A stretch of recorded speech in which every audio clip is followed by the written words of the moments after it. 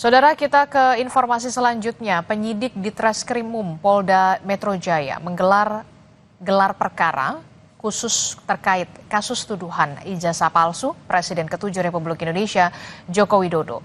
Dalam momentum itu, penyidik menunjukkan ijazah asli milik Jokowi kepada Roy Suryo dan rekan-rekannya. Direktur Reserse Kriminal Umum Polda Metro Jaya, Kombes Iman Imanuddin menegaskan ijazah asli itu ditunjukkan atas izin dan kesepakatan dari pihak tersangka dan pelapor.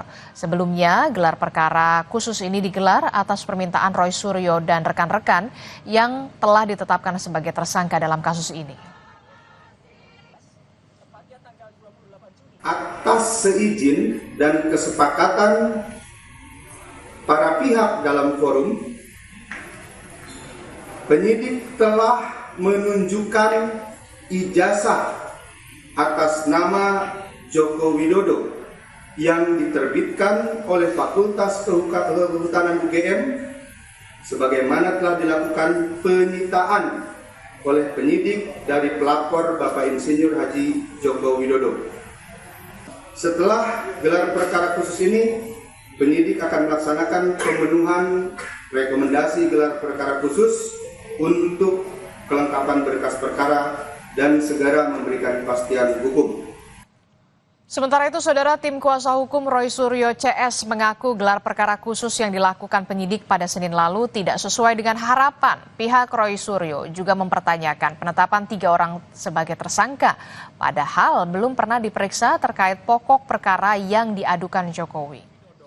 Hal ini disampaikan oleh tim kuasa hukum Roy Suryo CS dalam konferensi pers.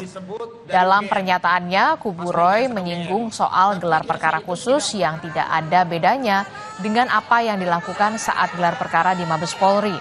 Selain itu, penerapan pasal pemalsuan dokumen Undang-Undang ITE menurut mereka adalah kehendak dari Jokowi. Pihak Roy juga mempertanyakan penetapan 3 orang sebagai tersangka padahal belum pernah diperiksa terkait dengan pokok perkara yang diadukan Jokowi. Itu juga ada 13 ijazah pembanding yang jadi kami menduga tadinya akan ada gelar bukti yang dijejer sehingga kami bisa melihat.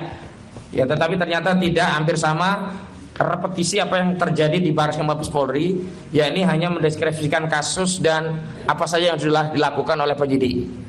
Dan dalam kesempatan itulah Pak Roy yang kemarin konferensi pers menyatakan ternyata pasal-pasal yang sebelum ini dibantah oleh Joko Widodo tidak dilaporkan. Dari LP yang diterima oleh saudara Joko Widodo terbukti bahwa seluruh pasal itu memang diketahui dan dikehendaki oleh saudara Joko Widodo karena dia teken juga di bukti LP-nya begitu. Selanjutnya kami juga sudah sampaikan kritik soal bagaimana ada 3 orang yang ditetapkan tersangka padahal substansi pemeriksaannya belum masuk kepada perkara atau pokok-pokok peristiwa apa yang dipersoalkan oleh penyidik sehingga ketiga orang ini naik menjadi tersangka. Siapa saja?